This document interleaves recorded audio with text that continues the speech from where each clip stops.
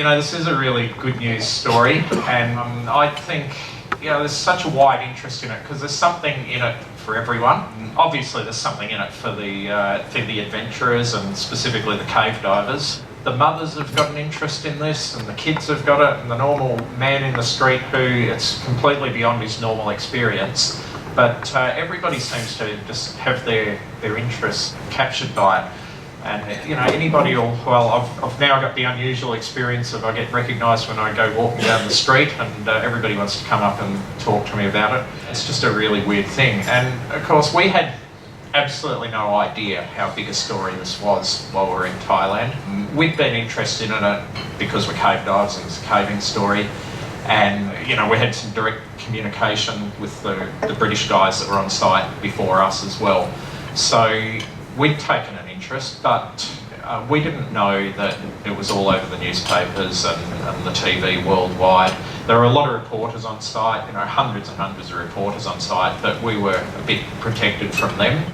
You know, a friend of mine was in Russia for the World Cup, and he told me that the Thai Cave Rescue had pushed the World Cup off the front pages of the newspapers in Russia. So when that happened, we knew that we had a bit of a story on our hands.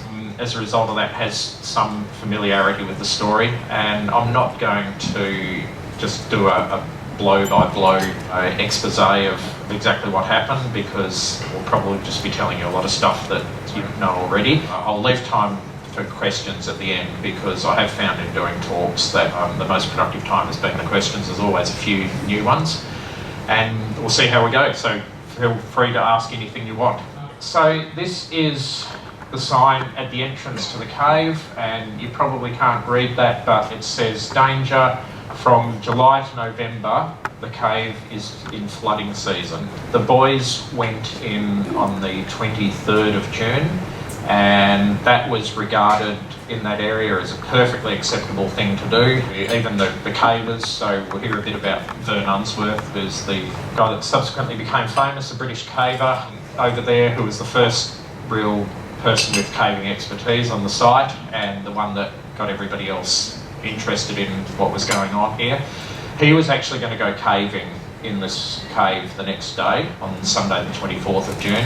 It was all set, and he said there's no reason why he wouldn't have gone. So it's not like these boys did something really stupid in going in there. It was just an adventure that they went off on. It wasn't the first time they'd been in there, and it just went a bit wrong. They had a bit of bad luck. And there was, I think, principally some of the Western media was on a bit of a search to find a scapegoat. They were looking for, you know, particularly the coach, as to whether he would have any culpability. One of the really pleasing things that came to me out of this was, in the Thai culture, they don't have this blame culture that we seem to have had visited on us in Western countries these days. You know, everyone that we had any contact with had this very fatalistic attitude of, well, what will be, and, you know, people have got to live their lives, and let's just get on with it, instead of having to worry about who we're going to find responsible for this. So that was a really refreshing thing for me. I mean, the previous slide just showed, as no doubt many of you are aware, that the cave is right up in the most northern part of Thailand, right near the border of Myanmar and Laos, and very mixed cultures up there. It's tropical rainforest. Their rainfall is about 2.5 metres a year, so they're quite used to that. And this is the cave itself, obviously. So just for clarity, because it is important for the rest of the story, the boys were about 2.4 kilometres inside the cave. So the entrance, there's what's essentially a dry section for the first 3 chambers, and this goes in for about 500 metres into chamber 3, which was the dive base. There is one duck under between chamber 2 and chamber 3, where you have to do a short dive of about 10 metres. And then from there, this is after the flooding, so this was all dry when the boys went in. And I've got to say, they did really well to get in 2.4 kilometres. I mean, if we'd gone in caving, so I do dry caving as well, we would have thought that was a pretty sporting afternoon out to get 2.4 kilometres into the cave and then back out again. There's some pretty tight restrictions, a lot of crawlways. Some of it would have been wading through stagnant water that's in the cave all the time anyway. After dive base chamber 3, there's a series of just underwater cave passage, and then what we call canal passage, which is where you can't get out of the water, but there's air above the water, so you can either wade or swim through with your head in the air. That works down all the way through to chamber 7. Now this is where I was stationed during the rescue. There's water here, so about from where the boys were, it's about a 300 metre sump of diving. Then they have to come out of the water, have all their kit taken off, get carried across a dry section of about 250 metres, which is beaches, through some shallow sort of puddles, and then over a rocky section. Then at this point, back in the water again and get dived out. The whole trip from here back to chamber 3, it was about a 3-hour journey. On the first day, we did get quicker, so we really lifted our game over the 3 days of extractions, and we were down to not much more than 2 hours by the 3rd day. So when we rolled up, we were faced with this. There's no pictures that really show just how busy the site was. I've got no idea how many people were there on site. We've heard everything from 500 people to 10,000. I think there were probably about 1,000 people there, several hundred journalists, and lots of volunteers doing all sorts of things, from the laundry to the cooking, and then all the masses of Thai military. So in case you're not aware, Thailand, very martial society. They've got a military government at the moment anyway, but even without that, the army in particular, they impose themselves on everything that happens. As we subsequently found out, very rigid hierarchy that you have to work your way through in order to get any decisions made or get any action. It was a very busy place, lots of ambulances. This gives you an idea of what the conditions were, so I hope you can see that is just about 6-inch thick mud. The whole thing was pretty bad even at the beginning of the rescue. By the time you had 1,000 people running around and rain every day, it just got worse and worse. So about the day before we arrived, they spent the whole day bringing in truckloads of gravelly sort of road-based stuff, and they put that down in most places that were heavily trafficked. Life got a lot better after that, but I can tell you it was still pretty horrible. That's another picture of mud. We were confronted with this sign. So anybody that's had anything to do with oxygen, it's not that dangerous really, but they were pretty convinced that it was going to blow the entire campsite to Kingdom Come. We thought this was a little bit amusing. It's probably a bit more of a divers in joke. Had to have a photo of that. Okay, so this is our working map that we had up in the dive centre of how we were planning. It's a pretty complex operation.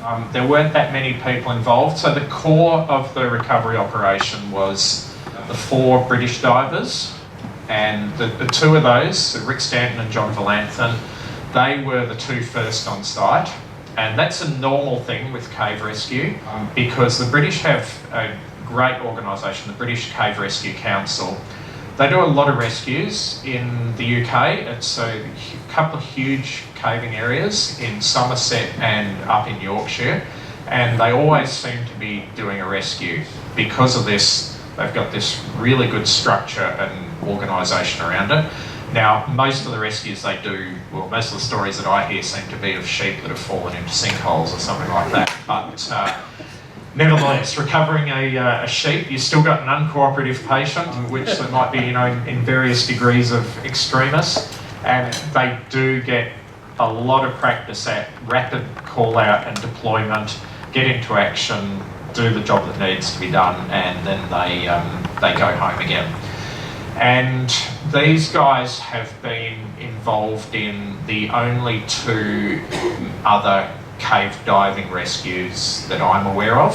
So lots of caving rescues happen, as in dry caves. Usually when somebody gets injured, they fall down a pitch, hurt themselves, break their leg or something like that, need to be hauled up out of the cave. That's a common thing. There's lots of entrapments in caves because of water. Usually the case with that will be People go caving in a dry cave, it'll rain outside, they'll get trapped in there, they'll wait it out for a day or two, and then the water will go back down and they'll walk back out again. So that also happens all the time. There are at least 3 or 4 of those that I'm aware of last year. In fact, 2 of those happened in Mexico at the same time in 2 caves next door to each other to members of the same expedition. That's a common thing. The only 2 cave diving rescues that I'm aware of that have been done, one was in Yorkshire at a cave called Sleet's Gill, where 2 guys went in Saturday afternoon. It rained, water started coming up. This is a cave that floods completely, so the water in about a 12-hour period will go right up to the roof. So they were going to drown. One of their wives called it in, they hadn't made it back home, and the cave rescue guys went in. These guys were not divers, so they had to basically teach them how to dive, and dived them out, got them out at 1 o'clock in the morning. When the same sun came up the next day, the cave was completely flooded. The other one that happened was in Mexico. Again, it was Rick Stanton, one of the guys that was on site in Thailand. So it's some British military. They weren't really cavers, but they had some caving experience. They went to Mexico, went into this cave where they were going to sleep the night and then come back out again. The cave flooded. They were a bit stuck there, so Rick came out from the UK with Jason Mellinson, and they went in, again, taught the guys to dive and dived out with them, and that was 8 of them. In both of those cases, you had adults that were, either experienced cavers or at least familiar with the cave environment. They spoke English, and they were, generally competent sort of people. I mean, you'd hope the military would have fairly cool heads. And also the distance involved was about 250 metres in both cases. So compare that to the Thai rescue, where we had non-English speaking children with, none of us have got even a word of Thai, so there was no communication to go on apart from via translation. 2.4 kilometres inside the cave, and barely comparable situations. What we've got with our schema here, these post-it notes represent the divers of the different nationalities, and when we're working up a plan, we post these at each station where we're going. That's the entrance to the cave. It's a really pretty cave, actually. We really would have enjoyed the first part, but it was just absolutely littered with junk all the way through. So you probably would have heard a lot about attempts to pump all the water out of the cave, and you can't really gain an appreciation of the scale of this, but I'd say this room is probably about 20 metres across, 15 metres high perhaps, and those are, I would say, 6 or 8 inch hoses, so they're massive, and there was a huge amount of water being pumped out of this cave. Whether it made any difference or not, I don't know, it can only have helped. Our feeling was that at best it was really keeping up with the water that was just seeping into the cave further up anyway. I don't think it probably made a difference to the practicality, the success of the mission. We would have gotten them out anyway, but it can only have helped. And when they were trying everything. I mean, when this situation first appeared, the Thais, they didn't know what to do, so they would just have a go. They had thousands of people up in the hills looking for alternative entrances to this cave. They had huge big drill rigs that they were about to, until it was called off because they realised it was futile, but they were about to disassemble these drill rigs, and fly them in by helicopter up onto the top of the hills and start drilling down from the top of the hills. The problems with that were that, first of all, was between 600 and 800 metres above where the cave was to where the terrain above was. And the second thing is that there was no really accurate survey of the cave, so they would have been guessing as to where to point the drills. Complete waste of time, but everybody wants to feel they're contributing. Those are the pumps. These are massive things. These are about this sort of big, and when they were carrying these things in, there's some photos around of they'd have about 10 guys with a big pole that all put that on their shoulders and carry these into the cave. That must have been a horrendous experience. And when we were diving back through the last part of the sump, we would hear these things from probably about 50 metres away, just this hum that would get louder and louder, and so you knew you were getting pretty close to home.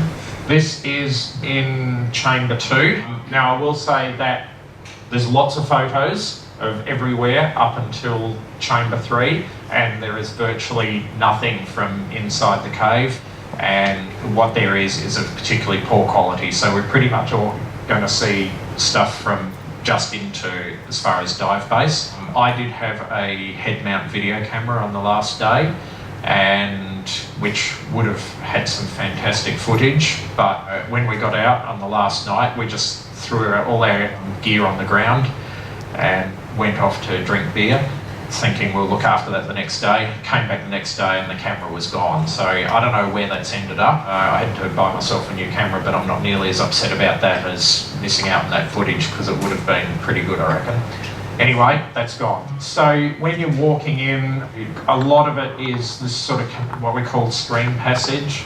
So you walk about 300 or 400 metres up this sort of stuff. It's quite easy to walk through, about probably a foot deep, and stony bottom, and also you've got to climb up a few of these mud banks as well, and the mud in this place is pretty horrendous, so it's all you can do to climb up this stuff, even with a hand line on. Your feet are slipping out in front of you. Pretty easy to get back down, you just slide down it. So you can actually see here, this is just approaching the area between Chamber 2 and 3. The water gets deeper, and then the roof comes down, and you have to dive under for about 10 metres or so. Towards the last day, the water level did drop down a couple of feet, and so you could actually walk through doing what we call in caving a roof sniff, which is where there's just a pocket about 6 inches or so above. As long as you hold your face up, you can breathe as you go through. So that's obviously what these guys are going to do with no dive gear there. This is dive base. That's pretty much what it looked like. They had massive resources in here. So lots of like big, huge power cables going in there, about as thick as my wrist, to run those pumps. And also you see on the next slide, there are stacks and stacks of dive cylinders here. So we reckon we had about 400 dive cylinders, and we would just go and pick up what we wanted for the day. So we're using 3 cylinders each. We'd just go and grab them off the pile, use them for the dive. In fact, they would carry them down to the water for us. We'd clip them on and go, and then when we got out at the end of the day, we'd throw them on the ground, and these things would transport themselves outside, get refilled, and then bring themselves back in again and plant themselves on the top of the pile. Don't I wish that real life was like that in caving, but not to be. There were probably about 3 or 4 dozen of the Thai Navy SEALs camped in at this Chamber 3 24 hours a day. So they were there for the duration. I don't really know what they were doing, but they were very helpful to us, and they're really good at carrying heavy things. These are a couple of the European divers. So I was about to say before, the core of the dive team was the 4 British divers and the 2 Australians, myself and Richard Harris. And then there were another 5 of what were called the European divers. So for the most part, they were dive instructors living in Thailand, expats. They're all cave divers, not sort of medium to high level, not elite level guys, but really competent divers. So a couple of Danes, a German, a Czech, and there was also a Canadian. I don't know how he got included in the European divers, but that's where we were. So this is Ivan and Eric. They're just having a little bit of a rest at the end of the day. This is the only photo I've got for you tonight of what it's like actually inside the cave. You can probably gain an appreciation of the colour of the water. The first dive that we did, we could see moderately well, probably a couple of metres or so. That progressively deteriorated, and by the last day, the visibility was down to about 10 centimetres. So basically you might as well have had your eyes closed coming out for that 2 kilometres. In fact, some people do find it easier in those conditions to just close their eyes, because you're not trying to see and struggling against this poor visibility. I don't, but to look at your computer or your watch, you would seriously have to have it in front of your face like this. This is at chamber 4, which is one of the first small chamber. You can just pop your head up, swim about 20 metres, and then you go back underwater again. That's about all there is to say. That this is our guideline as well. So whenever we're cave diving, we always run a continuous guideline to the surface in case you do need to come out in nil visibility conditions. Normally it's about 3mm braided line, so it's not very strong, it's just there for guidance. But what we put in this occasion is 8mm rope, and so you could actually drag yourself along this stuff. It was really good, and that was by far the quickest and the easiest way of getting out. This is a pretty reasonable representation of how we brought the boys out. The only criticism I would have of this graphic, which came from the BBC, is this big looping line here. We try and keep the line as tight as we can, so that otherwise you're just asking to get tangled up in this line here. But the patient, what we call the inner package, was all a self-contained unit, so he had his cylinder attached to the front of him. There's a buoyancy compensator that he had, like a vest around his neck, so that could just be inflated or deflated a little bit to adjust so he's neutrally buoyant in the water. Full face mask, and he would be carried along. So this was their preferred way of transporting the boys, with them in front of you and below you, because that way you could protect them. The divers are wearing a helmet, the boys are not, because they've got full face masks on. You can't put a helmet on at the same time, so they had really very little protection.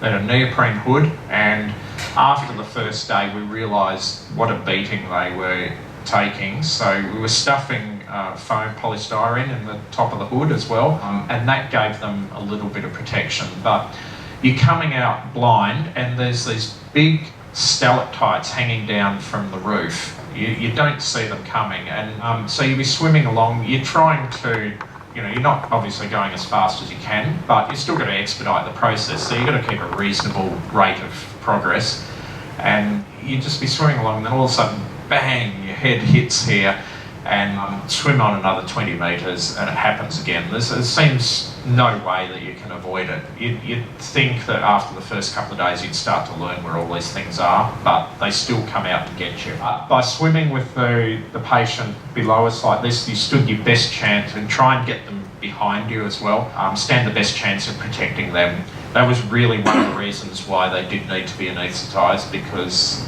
these guys, they copped an absolute flogging, they really did. I reckon they would have been pretty sore without it. So that's a reasonable representation. A couple of days before, this is so also from the BBC. The media experience was quite edifying for me. I'm cynical enough to know that you shouldn't believe anything at all that you read in the newspaper or see on TV. Nevertheless, you fall into this trap, you see it and you think, oh, well, I suppose that must be true, because why would they lie about it? There was so much stuff in this whole experience that was, I don't know whether to call it bizarre or ridiculous or deceitful or what. I mean, when you see a drawing like this, then you just think, this technique was never suggested and could never be suggested. It's completely impractical. Some of the stuff we saw reported was just, if you'll excuse me, it was bullshit. I don't know why they do this. Well, I do. These guys have got deadlines to meet, and they've got to file something because there's such interest in it. And so they'll just ask someone, anyone, whether they've been in a cave at some stage in their life, and say, well, what do you think about this? How would you do it?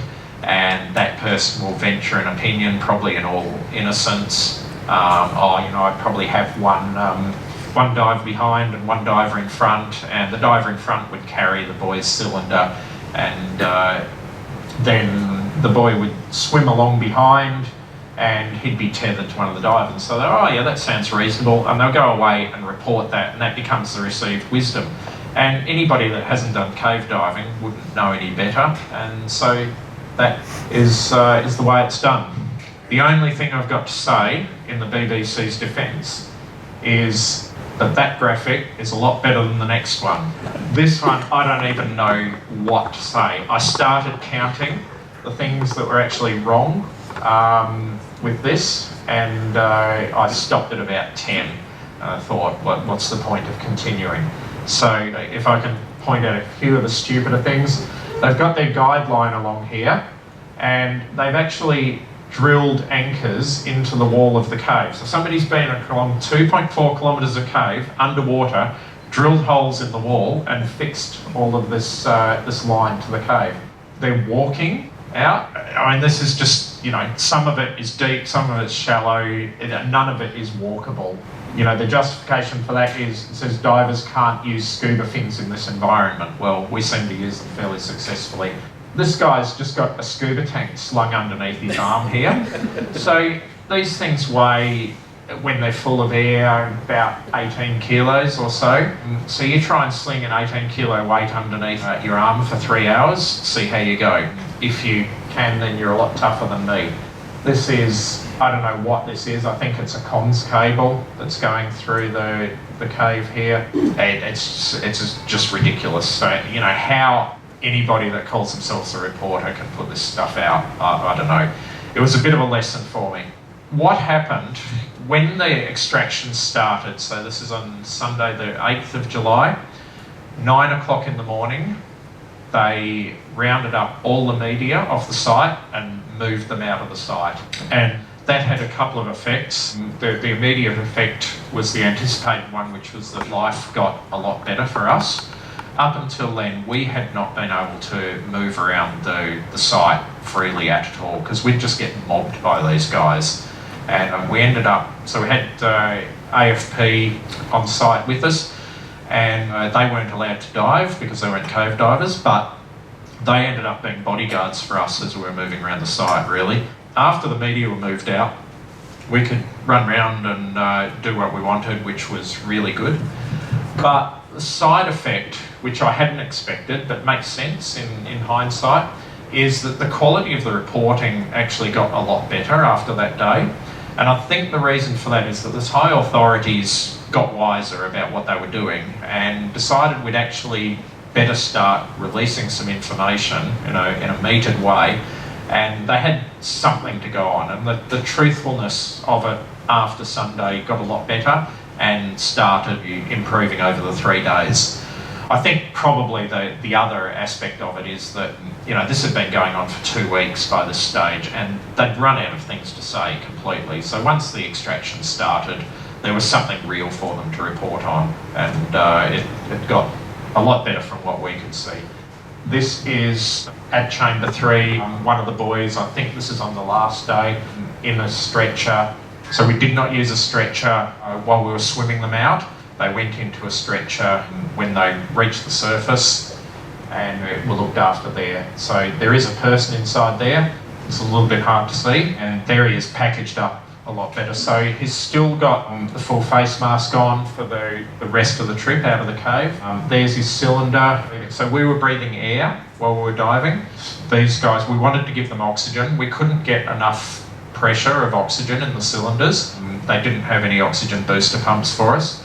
So what we did was we got as much oxygen in, and then we topped it off with air just to get extra pressure in the cylinder. So it ended up they had 75 to 80% oxygen, which is good enough. These stretchers are fantastic. I've seen them before, I've never seen them in use. They're called skeds, and it's just a very light polycarbonate, I think, sheet that rolls up. The ends roll up to protect their feet and heads, and then you can just drag these things or carry them, pass them hand to hand. In a rescue scenario, these are the best things out. There's a few pictures of getting them out the last 500 metres. They had a high line set up here, and these were rigged by the cavers and climbers from Chiang Mai that came down. They did a really good job too. This is very professional, the rigging that they put in place. This trip out of the last chambers out to the outside took about 25 to 30 minutes, and there were hundreds and hundreds of people. So basically just passing these guys from hand to hand or up the zip lines. You may have seen photos like this of all these hundreds of volunteers on site. cooking up this wonderful, massive quantities of Thai food. We didn't see any of this. I don't know why, but I don't know whether they'd all gone home by the time we got out of the cave each night or what, or they just thought we didn't want it or anything, but all we got was KFC. And I am not a fan at the best of times, but I thought, oh, well, I suppose it's a bit of a treat the first night. The second night, I thought, I'm a bit off this. By the time this had been the only thing we got to eat for 4 days, I was thinking I was going to start looking like a chicken. It was not really what we wanted, and not the best working food, I don't think. But that was what we had, so we were happy. We didn't have the worst problems in the world. On the second night of extractions, and it looked like this was all actually going to work, so we had 8 boys out of the cave by then. The thing I can't stress to you enough is the danger of this and what the limited prospects for success were. So we honestly thought that we were going to have casualties, and we thought there was a pretty reasonable chance that we were going to have 13 casualties and that none of these guys were going to come out alive. Anaesthetising people and sticking their heads underwater and swimming them out through a cave for 3 hours is not something that you do. And that is, so you may have picked up on the fact that everybody was very secretive about the whole anaesthetic thing. And in hindsight, it seems stupid, you know, why wouldn't you say it? Because it's bound to come out anyway. But everybody involved, from the divers, Harry, my dive buddy, who's an anaesthetist, you know, had quite a lot at stake professionally, I would say.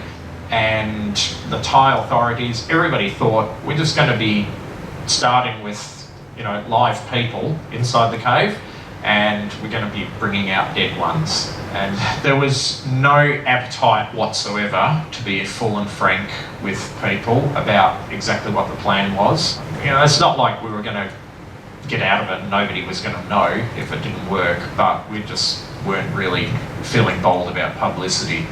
And that was generally shared. I mean, the authorities were very reserved, but the end of the second day, we've got 8 out, it's all going well, and then everybody starts to cluster around and get interested. And we were about to go home on the second night, home being a little hotel down the road. So we said to our guys that were looking after us, look, call up the van, we want to go. And they came back 10 minutes later and said, the Thai Prime Minister's coming, and they've closed the roads. We thought, oh no, we're going to be here for hours. And we did not want to meet the Thai Prime Minister, you know, we just want to go home to bed. We've got 10 hours to spend in the cave the next day. It's already about 10 o'clock at night. We just need some rest. Looks like we were stuck there. And then Harry, in this moment of divine inspiration, says, could we get an ambulance out? It's possible. I'll go and talk to the hospital. So there's a field hospital just at the top of the camp. Went and talked to the doctors and they said, yeah, look, we can get an ambulance for you guys. Wait there. So we wait, and about 10 minutes later this ambulance rolls up. We're in luck. And we open up the doors to hop in, and there's these 12 nurses in the back of the ambulance to keep us company on our trip back. So these were real fans of ours, and we had a great time in the back of the ambulance. They took us all the way back to the hotel, which is about a 25-minute drive or so. That's not what we were expecting. So you get these little bonuses in this line of work. The next day, so it's 3 days of extractions. We got the 5 out on the last day, and then the next day we said we'd like to go and visit the boys. So we went off to Chiang Rai Hospital. It's this massive hospital there. It's really quite good, 1,500 bed hospital. And they had a whole floor to themselves, which had been reserved. They'd started locking us down as soon as the extractions looked like they were going to actually happen. And so they're all there, pretty happy, and the families are all on the other side of a glass wall, and they're not allowed to meet with the kids.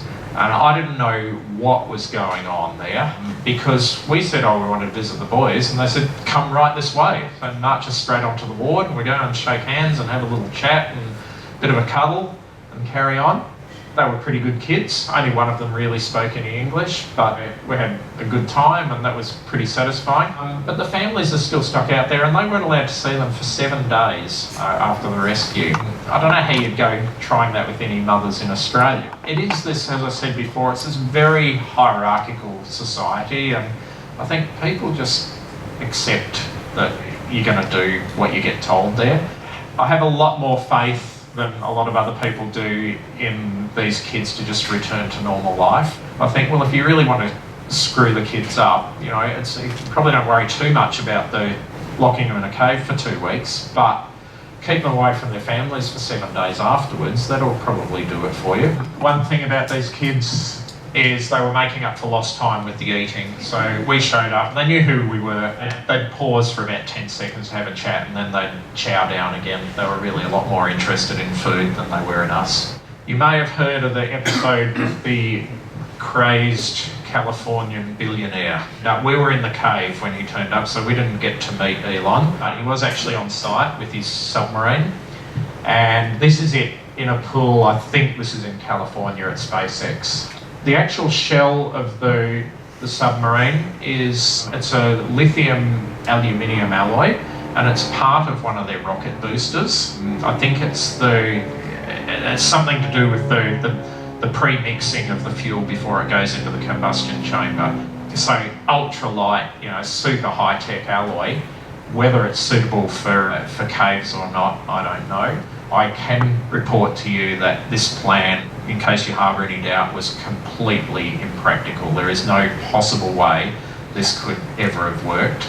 I'm tempted to really say, with my mouth agape, is this the best that some actual literal rocket scientists could come up with? Really, my interpretation is, you've probably noticed in life, there is a temptation for people that are experts in one thing to think that they're experts in everything, and this seems to me to be a clear case of that. I don't know if any of these guys had ever been in a cave before or not. I mean, we would like to own this because it could have some application in really big, long-range cave diving where you want to transport a lot of equipment through the cave, but as a rescue item, no chance. You can see that the cylinder itself all looks pretty flash, but it's just got some cam straps here holding these cylinders on and some normal divers weight belts to weight it, so there'll be an awful lot of buoyancy in this. A light alloy is not something that you really want to make a submarine out of because it's going to sink. So all you've got to do is add extra lead anyway to make it neutrally buoyant in the water. There appeared to be no mechanism whatsoever for monitoring the patient or monitoring what he was breathing. So normally for this sort of apparatus you'd use a rebreathing apparatus, where you recirculate the gas, scrub the carbon dioxide from it and then add oxygen as it's needed for metabolism. There was none of that as far as we could see or we've had reported from any of the people that were there at the time. So it was never going to work. I mean, good luck to him, right? Everybody wants to contribute. The cynical amongst us might suggest that it was more of a marketing exercise than an actual wholehearted attempt to get these guys out of the cave, but who really knows? The really strange aspect of the whole story was later on, which you've probably all heard about, where, now I've got to say that Vern Unsworth, the British guy, he was a bit rude in his assessment of this apparatus, and he didn't hold back in his opinion of Elon Musk. So I don't think that is justification for someone that has got immense wealth and power in the world picking on some little guy, and that seems completely unreasonable. And lest you have any doubt, there is absolutely no suggestion of any evidence whatsoever he is doing anything untoward in Thailand. In backing that, I would say that the British government and the Thai government have both been very happy to associate themselves with him, and I'm sure that wouldn't have happened without them doing some background checks just in case there was a grain of truth in it. So he just seems like a straight up guy. I'm very happy to be his friend. I think Elon is a bit of a... I did actually quite like the idea of owning a Tesla, but I'm not allowed to now, so that's all gone out the window. There is an aviation aspect to this story, you'll be glad to hear. When we turned up to leave and go back to Australia, so this was the site, there's a picture of all of us up in the airport on all the billboards and everything, all carrying on, and they said there's going to be a ceremony. So I said, okay, well, we'll have a ceremony. We were getting used to ceremonies by this stage. And they took us into a side room and gave us a little training session. So we were going to be presented with a gift from the King. And we had the King's representative, who is this guy here, that I take from his uniform to be some sort of admiral. So what we had to do, and they were very strict on this, and we had to practice it a number of times.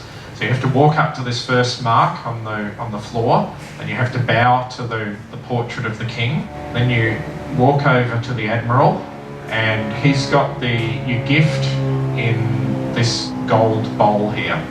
So you shake hands with the admiral, and then you take the gift out of the bowl. And they were very careful to say, don't take the gold bowl, just take the gift out of the bowl. And then you have to walk backwards, because you're not allowed to turn your back on the portrait of the King.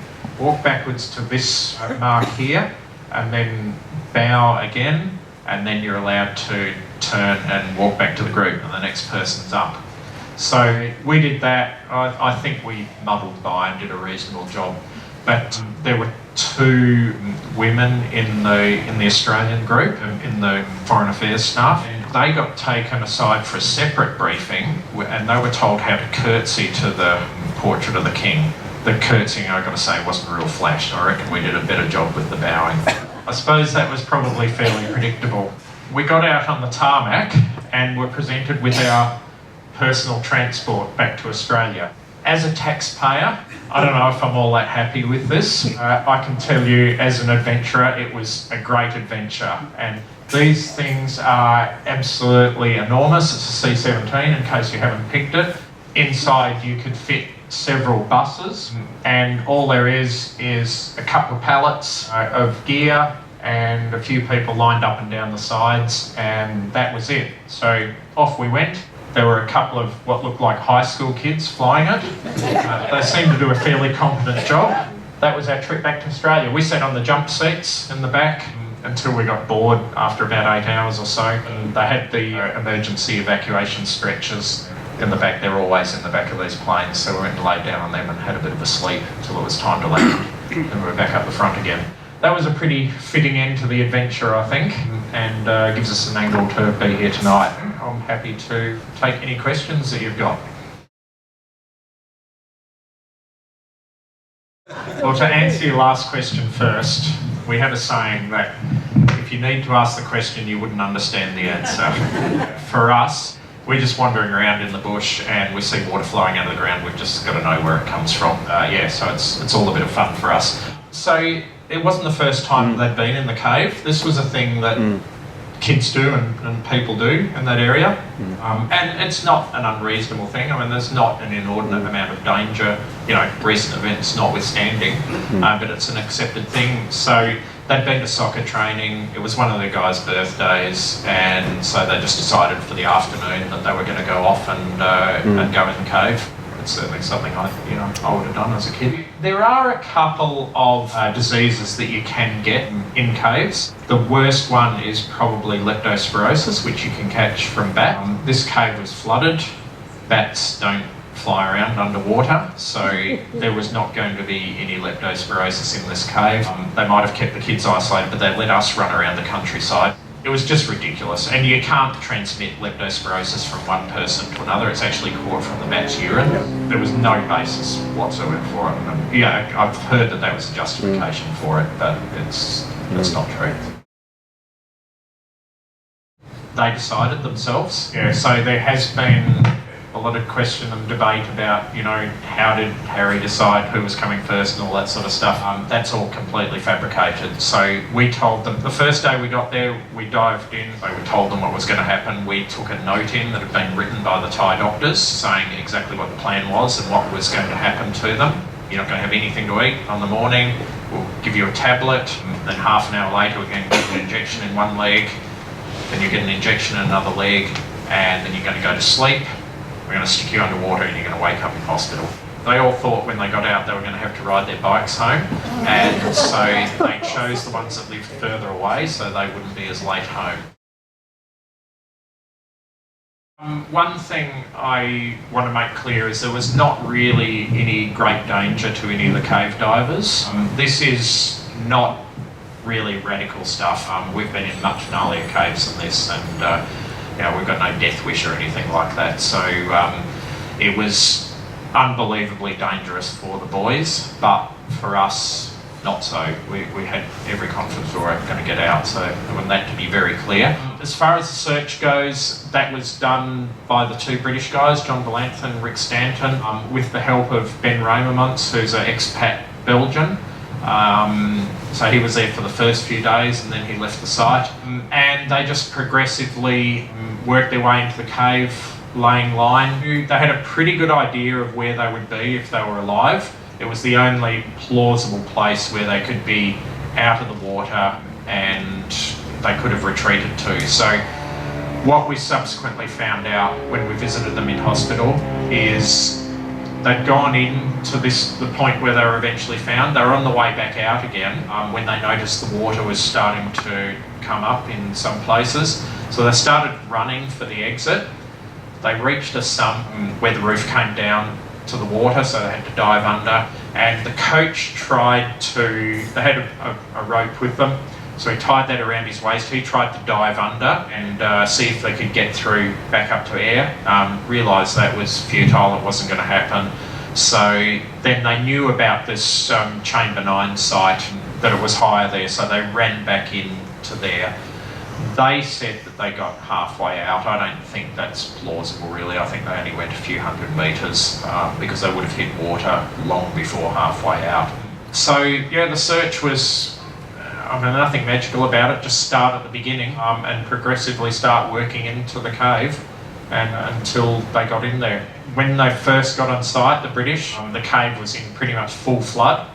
And luckily the water did drop over a couple of days, and they were because it was undivable when it was in full flood.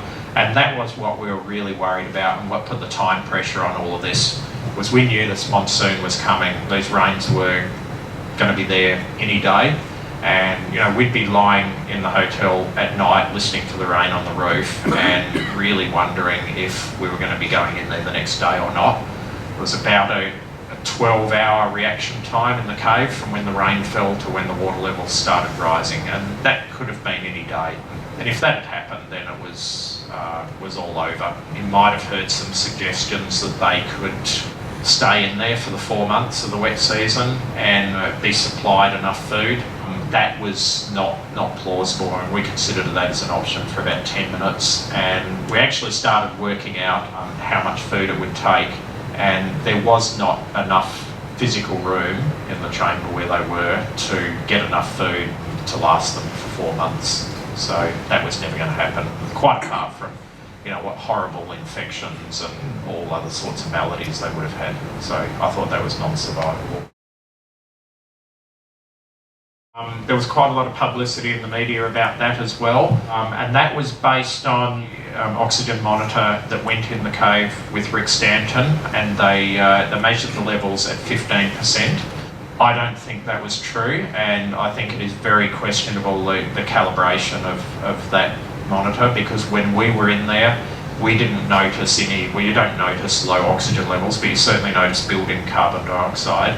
And we had no sense that the air was bad. It was pretty stinky in there, but with 13 people having been in there for 2 weeks, there's no sense of CO2 build-up or bad air. And when you've got flow in a cave, especially this water's come from the surface, it's fairly close to the surface, it's got high oxygen levels dissolved in the water anyway, so that does tend to replenish the oxygen in the cave. And also carbon dioxide is very soluble in water, so that tends to get carried out by flowing water in the cave as well. So I don't think that was really a concern. So last question first, they had no consciousness whatsoever. It was surgical level anaesthesia. After we'd eliminated every other way of getting them out and we knew that they were going to have to be dived out, the question was, would we be able to bring them out conscious? You know, could they essentially be taught to dive? This was very influenced by another episode that happened. So I told you before about the short dive between chambers 2 and 3. Initially, and I'll just expand on that a bit. So initially you could walk through there, then the water level came up and you had to dive to get back. When one of these flood pulses came through, everybody piled out of there, but there were 4 Thai pump workers or electricians or something that were stuck in there, left behind, that nobody realised they were there. And the British, when they dived in there, they found these 4 guys and they had to dive them back out because they didn't know when this water was going down. This is way before the boys had been found. And so they dived these guys out, and this is for 10 metres. And 2 of those guys were completely freaking out and panicking. So these are, you know, adults, and they've got to spend, I don't know what, 15 seconds, 20 seconds underwater, and they were not handling that at all. And so based on that, and just what we know of this situation, I mean, a cave is a bit of an unnatural environment, and everybody that dives in these, they like this sort of stuff, okay? But a lot of people really don't. I see lots of heads nodding, so I think there's some agreement in the crowd here. You know, quite apart from them just panic, if they'd panicked, that's it. It would have been all over. You know, they've just got to not even take the face mask off, but just dislodge it enough while they're waving their hands around to get water in there. Then they're going to drown. There's nothing the diver can do to help them in that situation. And also, they'd quite possibly take the diver out with them too, because rescues underwater, attempting those is often a way of ending up with 2 bodies floating around in there rather than just one. So we were very concerned about that. These guys were copping a real flogging on the way out as well. I mean, there was, you know, it was a pretty physical process, and there was nothing we could do. We minimised it as much as we could, but we couldn't stop it completely. So we started with, are we going to sedate them? And then it just progressed from there to full level of anaesthesia. It was not without a great deal of apprehension, but I think in hindsight we can say it was the right decision. Main anaesthetic agent was ketamine. There's no reversal for that, so they have to. It's metabolised fairly quickly, so usually about 45 minutes they wake up, but they all had, most of them, about 3 or 4 top-up doses. And as you give more top-up doses, it has a cumulative effect, so they take longer. So on the first day, apparently some of them took some hours to wake up.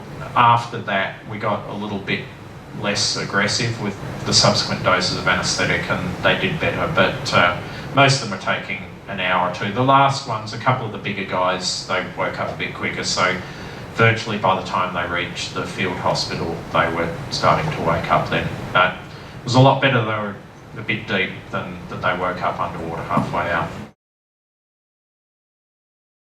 Yeah, look, I can't really speak to the incident itself. All I know is that he ran out of gas. What I will say is that it does demonstrate that you need cave divers to deal in these situations. So he was a Thai Navy SEAL. These guys are very competent, okay, and they're very competent underwater. They're not numpties at all, but they did not have the specific skills required to operate in this environment. And a lot of these guys, their gas management was pretty hopeless to non-existent. In a way, they deserve a great deal of admiration because they were prepared to go into these conditions knowing that they didn't have the skills and that they weren't equipped to do this, and they still did. So, you know, in a sense you could say they were prepared to sacrifice themselves to the cause. And it is the biggest obstacle in cave rescues is to get the emergency services to cede operations to civilian divers. And just to, you know, add to that story, the 4 Thai Navy SEALs that were in with the boys in at Chamber 9, we found out on the second last day that they didn't have any gas to get back out again. They'd used all their gas getting in. And so we had to take in on the last day extra cylinders so that they could dive out. And, you know, it's It won't surprise you to know that as cave divers we do actually pay quite a bit of attention to gas management. Yeah, they didn't have the training, they weren't equipped to be there. I don't really know. We were a little bit protected from that, especially after the first night we were there, which was when the plan was being finalised, we were getting ready. They kept us up until about 2 o'clock in the morning with meeting after meeting after meeting, and we spat it a bit after that and said we've got to be protected from this because we're going to operate all day long. And they're pretty, hard days. The ultimate decision maker was the Thai Minister for the Interior or something like that. There was a whole structure around him, but there were a lot of interest parties as well, and we became aware that there was some sort of argy-bargy going on between the Navy and the Army, and they were jostling for position.